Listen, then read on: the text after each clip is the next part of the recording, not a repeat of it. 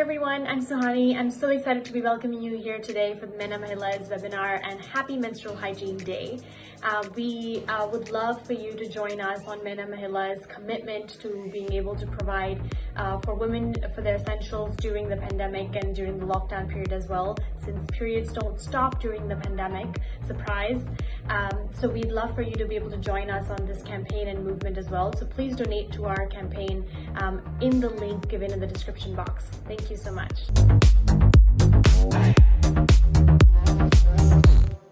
What are some of the challenges that girls and women are facing during the pandemic related to period? Okay, glad to be on board. I think this whole foundation is really very close to me. I've been associated with Maina Foundation for I think more than a year, and I keep reading what good work you all are doing. So congratulations from my side. And I think your question is interesting because COVID pandemic time is a time where you have to innovate a lot. And like you're saying, what are the main common problems which the girls are facing? Of course, is access to menstrual hygiene products. That is the commonest reports and inputs which we are getting from the states as well, is that even though the supply of napkins is there, say in the market, in the health services, the girls are not able to access it. So even the health workers who are out in the field, their priorities are kind of different. So for them, I think distribution of napkins is really not high up there. It's more of other services. So this very essential item of sanitary napkins, which every woman, every girl in the menstruating age for 30 years needs it, is a thing which is, I think, most not available for girls in need. Do most girls have knowledge about PMS and other period associated disorders? Ooh, that was a difficult question. Okay, I think if I say frankly about myself, I had no idea about PMS when periods came on. But and that I think continues to be a problem now as well. PMS is something which is because I think families per se don't talk about menstruation only, so let alone PMS. PMS goes way down in importance. If the family is open enough about menstrual hygiene, the girl is really lucky.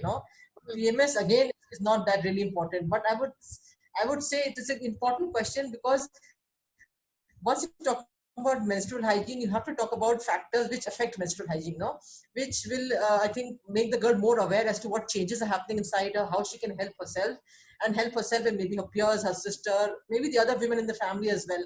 So that adolescent girl who is getting menstrual hygiene products, sanitary napkins through the ASHA, through the ANN, should be involved regarding PMS, because I'm 100% sure, maybe not 100%, 90% sure that her mother and her elder sister and her chachi mommy don't know about it.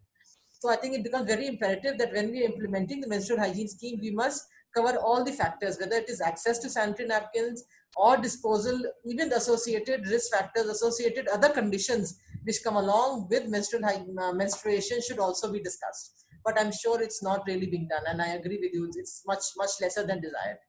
Right. So how do we increase the dialogue about periods? I mean, obviously awareness is one thing, but what ways that is the government doing, and what ways can we do to help to increase dialogue? This dialogue has to come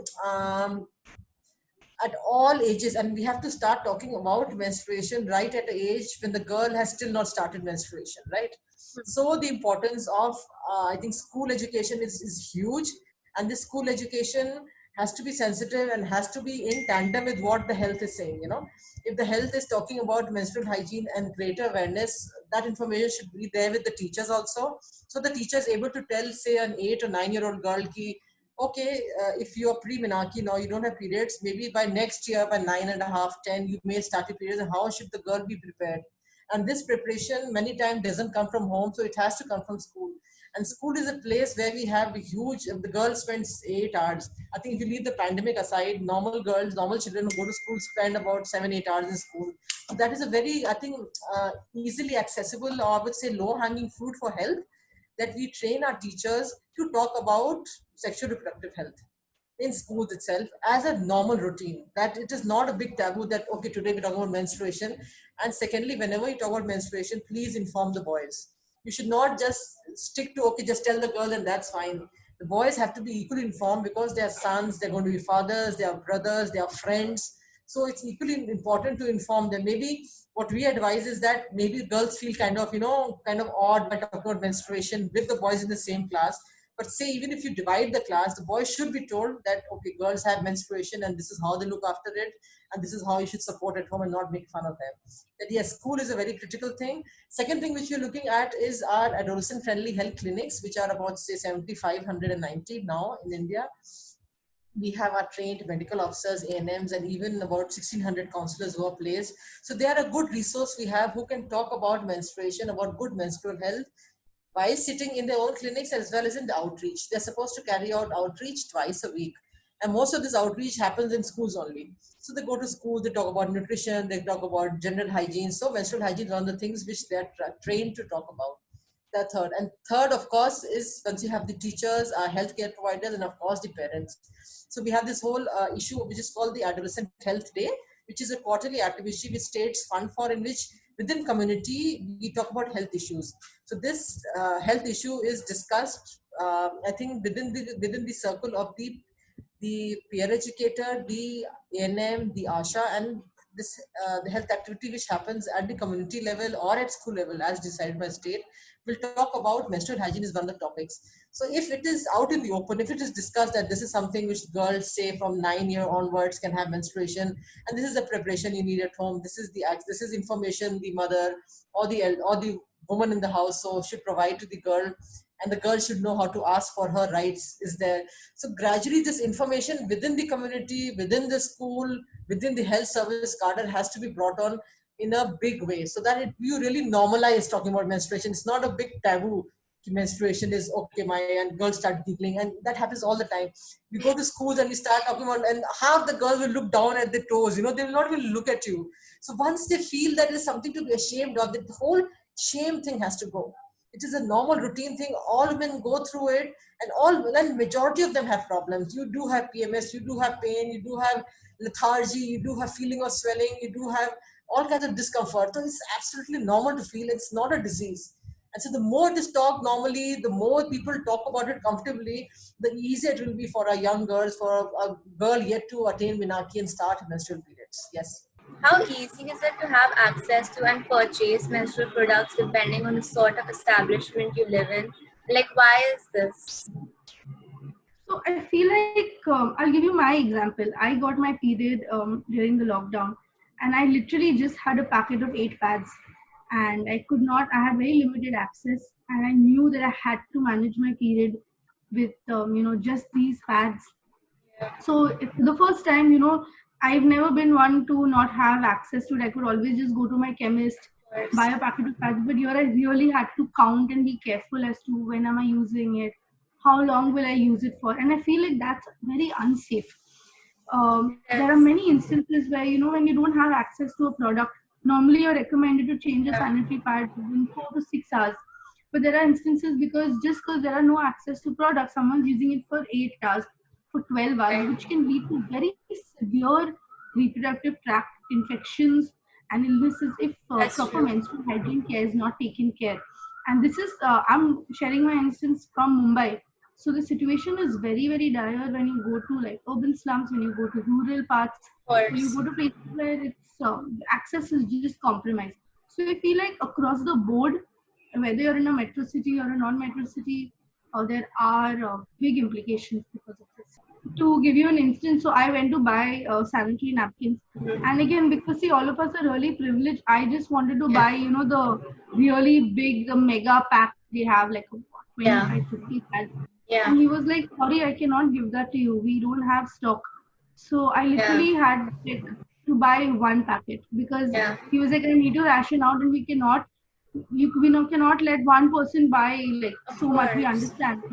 So I just got one packet, and I empathize with that shop owner, and I also feel like we need to work harder to make sure that access is not a problem. So, can you tell us the effect of the current situation on accessibility related to menstrual hygiene products, and who is getting affected the most? And like, what is the solution according to you? So I feel like because of the current situation, the people who are really missing out or not having access is girls, women, and other menstruators living in urban slums. or area where there's a limited reach, and also in containment zones. In a Yeah. containment zone, a place where a person has tested positive for the virus, that entire area is cordoned off and there's no movement allowed. That causes a lot of challenge, and that's an area which we are working specifically in with NGO partners like MENA and with other few Yeah. organizations who work on ground to supply sanitary napkins and to work with these communities in need. So that's Yeah. what we have been First, trying to make sure that the access is not a challenge and everyone has access to a safe period. and how do you think we can increase this dialogue about periods for all young girls in the country, no matter where they live, like in both the lockdown situation and outside of the current setting? Like, and what can the government also do to help, according So to I you? feel like it'll work if everyone gets on the same board. When you have a mix of the government, to NGO partners, to beneficiaries, donors, and multilateral agencies. It really takes a whole Yeah. bunch of coming together and understanding that this problem cannot be solved by just playing a PPT video and saying, कि Yeah. अच्छा बच्चे अभी ये करना है, pad use करना है. Yeah. That's not how we're going to solve this. It really takes a lot of dialogue. It takes a lot of understanding that yes, this is so important. And if we do not tackle it at a young age, or we do not include boys in the conversation, Yeah. or we don't talk to teachers, or we don't talk to parents, we're missing one link in the chain. So a very targeted approach, and also while being mindful of how we can include everyone in the period conversation, I Yeah. feel is very essential to this.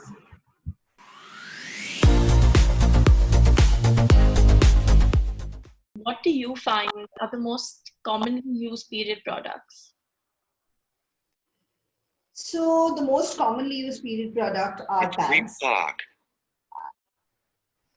The ones that you get commonly in the name brand ones, I mean, or even the brand unbranded ones which you get, which are made with a little bit of cotton, a little bit of wood pulp, a little bit of plastic in it. So and the biggest companies obviously like Procter and Gamble and Whisper and your Kimberly Clark and people like that. They have the largest brand. We did a survey about 6 months ago, where in the area of Aund in Pune, we had surveyed more than 27,000 people, 27,000 homes, and we find that hardly 0.2 people use tampons, and another maybe 0.15, that is less than 0.15% of the entire survey use menstrual cups. There are a lot of issues with associated with such things. Cloth pads, yes, maybe about 4% of the people do use cloth pads among those surveyed, but that doesn't mean they're very common otherwise. So keeping hygiene and the environment in mind, what is the best product that women across the world should be using? See, there is no one best product because our bodies are very different. Each one has got many different considerations when they pick a product. Like, for instance, economics could be one of it. It could be your ability to, your mental and psychological ability to have something inside you, for instance, when you use a menstrual cup, for instance. And it could be your ecological awareness, which is pushing you to do a certain thing. It could be the availability of water, for instance, which is pushing you to do a certain thing. So you get even pads made out of bamboo fiber and corn, and their pads, they don't need to be inserted. They're pads, and they can be used and they can be disposed of, and within 6 months these pads will biodegrade. Now the thing is, research has proved that if you use the traditional conventional pad, like if you use your the ones with the wood pulp and traditionally the plastic at the back, they take 500 to 1,000 years on an average to decompose. Whereas these ones made out of cotton and bamboo and corn, they actually end up degrading much faster. Being stuck in this lockdown, do you think that has affected a woman's period product of choice? I would say yes, because it was not always. So there are a couple of angles to it. One is, I think disposal became a problem. because it is not so easy. When in a lockdown, you can't go to the nearest gutter and throw it because there was a lockdown going on. And I think you had more time on your hands, maybe, to look at the net and find out things which you can use, which are not the conventional products. And I think this lockdown also has given us a feeling that as much as possible, we should not use within our bodies things which are, like handled too many times and things like that. So like between all these aspects, I think women must have started looking at what are the alternatives, and they must have started looking at alternatives which are more user friendly, which require less. The other aspect is in these COVID times, for instance, it's especially important, because waste pickers are vulnerable. They collect waste every day, and biohazardous waste, under which this sanitary waste would also come, is one of the biggest issues that they have to be careful about. They can't be going around handling these kind of things. As you know, that the virus can exist in all these kind of things very easily. So the point is that, you have to be doubly careful about wrapping up this and putting it separately, making sure that the waste picker knows that they don't have to handle this waste. So we would urge anybody who's watching this, with your permission, we would urge everybody to make a donation to Swachh so that we can give them PPE, that is personal protection equipment, which is very, very important in these times. And some kind of ration help, if we can give them, it would go a long way in motivating them to do more and to stay healthy and safe.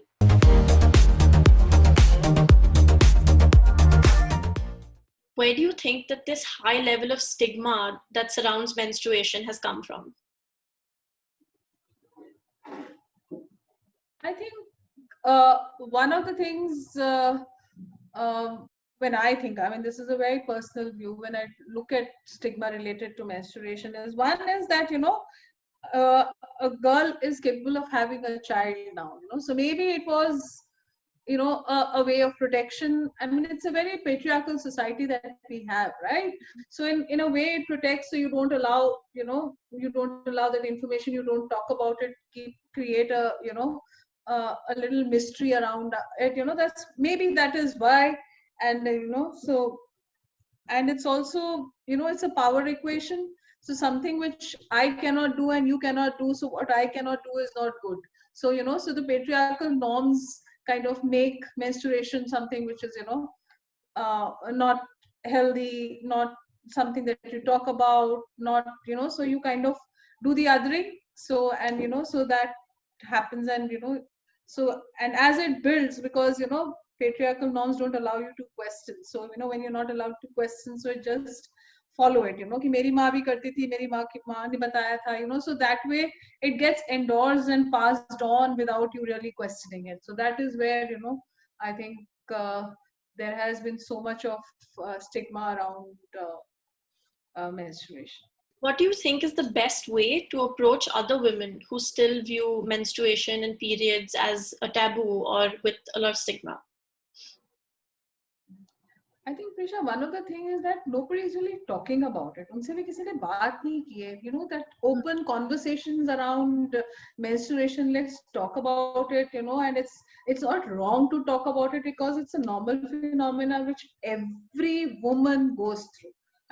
All, Yes. will go through in their lifetime if all goes well. So so there is nothing wrong with it. If it doesn't happen, then there is something wrong with it. So it's a normal phenomena. Let's talk about it, because every woman has some issue or the other related which she would, I feel, like to share and talk about it, but hasn't been given that space or that opportunity to talk about it freely. So I think if we can actually do that and talk about it, and then they realize that it, to normalize periods, I think that is what needs to be done. So it's like, like the kids of, my daughter and all, I see them very clearly, they're talking, I am PMSing, or, they talk about it with their friends, and also it's something which is very normal. So, so I think, so nobody questions it. So, so that is what needs to be done about it, I think. So talk about it even to the unconverted, and then you can convert them, is what I feel. How do you think we can increase this dialogue about periods that we so desperately want to have? I think, as I said, a little earlier, I think we need to have this conversation with everyone, boys and girls. So there is nothing, because that is when you will, I will use the term again, which is calling normalizing this physiological process. So that needs to happen, and we as parents or teachers also need to be comfortable talking about it. Like I remember when I used to do teachers training in Bihar, they said, madam, हमारे तो girls school है लेकिन हमारे यहाँ कोई female teacher नहीं है तो हम तो नहीं बता पाएंगे. So there is already a social divide that I as a teacher also will not talk about it because I am a male. So those whereas as a teacher आप गुरु हैं, आप सब चीजों की बात करनी चाहिए आपको. So your values, your own personal beliefs should be separate from what you are required to do in terms of, I think, transacting a certain information. It is not, there should be no value judgment attached to that. So I think because if I can talk of the digestive system, I can talk of the nervous system, I can also talk about, the reproductive system and menstruation being a part of that entire reproductive process. So I think that level of comfort needs to come in, and that is because everybody needs to be engaged in that conversation. What are some of the challenges, according to you, the girls and women are facing currently in this pandemic situation? So I think based on our understanding, we've been working in 8 states right now, currently in extremely rural interiors, and definitely access of products is an issue. There is, the other issues continue mostly, but access to products has been an issue. So we are looking at building women's capacity to stitch their own cloth pads at a large scale right now. And that has gained a lot of success on ground because they're doing that with the cloth available at home. So at least the supply issue is getting met at this current time. So, how do you think the perception of men and boys change depending on the 3 levels of income? Here, instead of income, what I think does have a role to play is the way women are treated in a particular society. That can be a different levels, because we are working with boys and we are working with husbands and males. So basically what we've realized is, so we're working in a place like Assam where things are a little bit more progressive comparatively, when we're also working in rural interior districts of Gujarat. And in Gujarat, women are still wearing the parda and sitting. As soon as a man, like if we are having a session with women, everything is fine, they're talking. As soon as a man walks in, she'll sit down on the floor, she'll put on a ghungat. So that is the level at which, the disparity is there. And those things, of course, do play out in terms of, the social practices with regard to a woman. That does play out while influencing men and boys. But having said that, we also, very interesting, we've been working in Rajasthan with the Gracia community in tribal Rajasthan. And we've had great success working with men and boys there. Boys have, stitched cloth pads for their mothers, after one session. There have been men who have actually taken on that entire thing that I'm going to go and educate 30 more men on my own and actually make everything happen. A lot of places, women, had health issues, and actually involving the men has helped women reach out to the correct gynecologist, even if it's in a city far away, because the importance of menstrual hygiene has been suddenly communicated to the men. So I think it differs a lot about how people respond. But of course, I feel one thing that has really we've been doing this, it's only been a pilot. We are starting to scale up our efforts now. But in the first phase and the second phase of the pilot, what we learned was normalizing male body was very helpful in normalizing menstruation. So, things like nocturnal emission, etc., which are never spoken about. Once you make that and make them comfortable with that, then menstruation becomes a change that a woman is going through, and that is something they feel more connected to. And that has been, I think, a very important thing as a learning for us in the trust. And so there are different reactions. Like I also mentioned Assam, we've also come across a village in Assam where women have been taking birth control pills continuously for 365 days or even more, so that they don't bleed and they don't have to follow misconceptions and myths. So it's important now that those men are definitely approached in the correct way so that this entire thing stops. So it differs from different societies, different cultures. I wouldn't know particularly in terms of income. I wouldn't be able to tell. But yes, it's been very, very great working with some men and some boys. Getting them together is challenging because it's a women's issue, and what can they do about it. But once they do come and attend a session, the next 2 sessions are something that they really want to know more about. And we've seen, in fact, we had an event here in Mumbai, and one couple, a husband and wife, came all the way from Rajasthan, and he actually, at a platform at like Taj, in front of the entire audience, he shared his story about his wife and everything. It was really, really good to see that, and how he wanted to go back and have many more men support. So it's very, very different, but it's been great. And I'm sure that once they know because there is curiosity for sure. So once they know what it is, what has to be done, there's much more that you can do. Do you think there will be an increase or decrease in the level of stigma coming out of this lockdown? See, I think the stigma, particularly unless there are proper interventions happening to address the stigma or break the silence, the stigma automatically is not going to change. But definitely, I do feel hygiene as a whole is going to become a priority. And respiratory hygiene or personal hygiene, surface hygiene, environmental hygiene. And I feel that at some point, menstrual hygiene would also become important, and women would want to know what best they can do to protect themselves from this virus.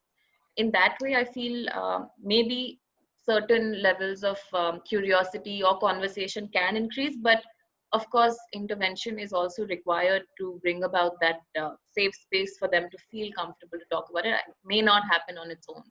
So what can our approaches look like in future to reduce this stigma? I mean, it's easy for me to say what I say because I don't sit within a sector. But I do feel that intersectoral conversations around menstruation to start is very important. To kind of, stop bracketing menstruation as only about hygiene or only about gender or only about nutrition, and sort of bring all of it together, because at the end of the day, it's about a woman's body, and all of it is a part of it. Menstruation is not just the 5 days we do, it's the entire cycle. So if we don't eat, it is going to impact the 5 days we do. If we don't exercise, it's going to impact the 5 days we do. And similarly, if we are underfed, it is going to. So basically, it's important for these intersectoral or convergence to sort of come forth in order to have this conversation. I will give you an example of Udaipur, where we saw that the district collector has been very proactive and has sort of built in the MHM work into the Anemia Mukt Bharat work, which was very interesting to see. So Anemia Mukt Bharat, if you see, technically does not have any component of menstrual health or hygiene. But it was, I think it was a proactive step taken from the collector's office, where she decided that, we need to talk about everything. If the easiest way to find out you're anemic is that your cycle will be disturbed, and what it affects a lot is during childbirth. So it's very easy to make these connections, and it seems to be working because women are responding to the program very well. We saw that women sort of, when you say that anemia and this is connected, suddenly there's these connections being formed that otherwise periods is always something that I have sort of put back at behind, sort of covered it up very well, and something that's not talked about, never taken out. But when I connect it to childbirth, which is something that is very close to a lot of women on the ground, then it sort of helps. So I think to go back to cliches, to say when we're working on content, similarly on the ground, to really catch on to what is it that works with your audience is very, very important. It seems to be working really well. I mean, that is some of the examples that we saw on the ground, and there are several others. I mean, I'm just pointing one. But yeah, so it's important to bring that convergence wherever possible, to really talk about it holistically and not just keep it as separately as menstruation, because the stigma is more when you do that.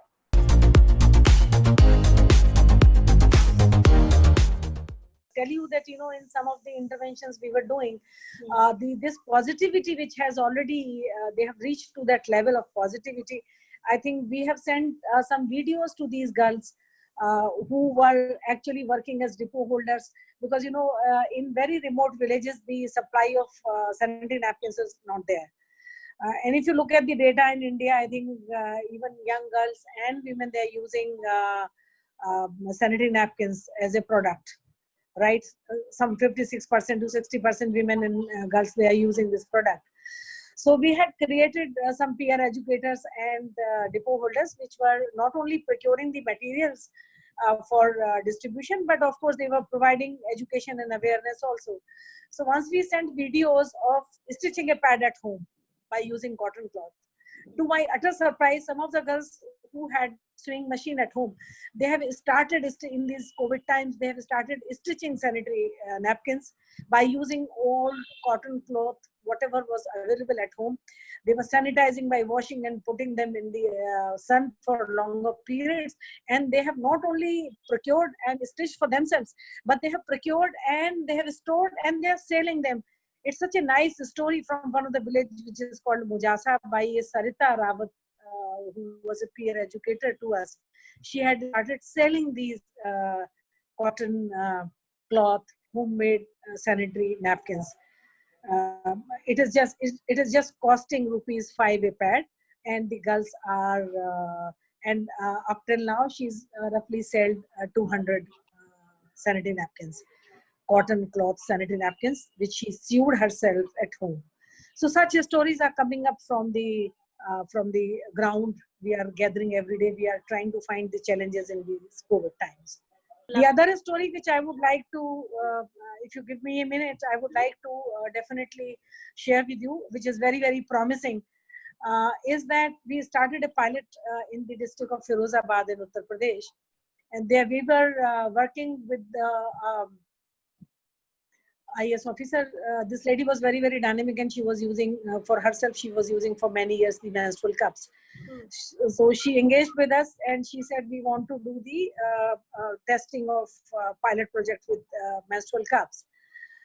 We had just started the pilot project and we had roughly distributed some 50 menstrual cups to these frontline workers. So we thought of starting with health workers. So these were frontline workers like Ashas and Anganwadis who started using. And now I'm getting the feedback from these women. I can send these videos also to you.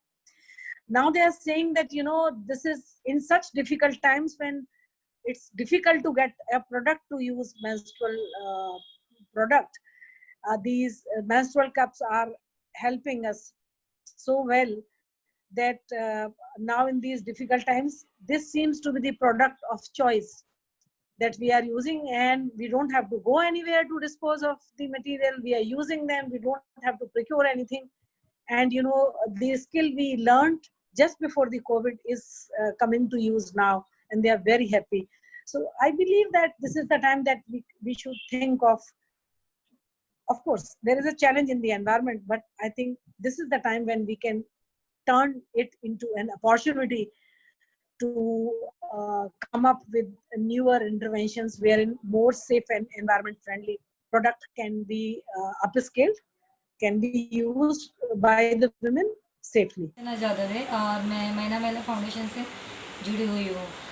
हमारा जो daily काम चल रहा है वो community में ज़्यादा हो रहा है, जहाँ पे ज़्यादा नीडी लोग हैं जिनको रेशन की, फूड पैकेट की और कपड़े की बहुत ज़रूरत है। हम जब कम्युनिटी में जाते हैं तो बहुत सारे घर में देखते हैं कि उनके घर में खाने के लिए भी कुछ नहीं है, ना पहनने के लिए कपड़ा है। तो ऐसे लोगों के लिए हम लोग डेली कम्युनिटी में जाके उनको फूड पैकेट प्रोवाइड कर रहे हैं, उनको कपड़े दे रहे हैं, और हमने राशन भी बहुत सारी फैमिली को दिया है। पर अभी भी उनके घर में इतना प्रॉब्लम है क्योंकि बहुत लोगों का काम बंद हो गया है, उनको काम नहीं है, तो इनकम भी नहीं आ रहा। तो अगर मार्केट में भी कुछ फूड पैकेट कुछ मिल रहा है तो वो ख़रीदने के लिए भी उनके पास पैसा नहीं है, वो ख़रीदेंगे कहाँ से। तो बहुत सारे लोगों का ऐसा डिमांड है कि हमें राशन भी प्रोवाइड हो जाए। तो ये राशन का तो है, पर और जो फूड पैकेट है, कपड़े है, टॉयज़ और मास्क। टॉयज़ हम बच्चे लोगों को देते ताकि बहुत सारे बच्चे हैं जो बाहर ऐसे ही छोटे छोटे बच्चे घूमते रहते बिना मास्क के, तो वो एक जगह पे घर पे बैठे टॉयज़ के साथ खेले, इसके लिए हम उनको टॉयज़ भी प्रोवाइड करते हैं। तो बहुत लोगों ने हमें ऐसा सपोर्ट किया है कि वो हमें टॉयज़ देते हैं, क्लॉथ देते हैं, राशन, फूड पैकेट। तो ये डेली हमारा वर्क चालू है। तो प्लीज़ आप ऐसा हमें एक ऐसा सपोर्ट करो कि हम आगे जाके और ऐसे कम्युनिटी के जो नीडी लोग हैं उन तक पहुँचे और उनकी मदद करें। तो मेरा यही मानना है कि आपका जितना भी सपोर्ट हमारे लिए होगा वो बहुत बड़ा सपोर्ट होगा। Thank you so much.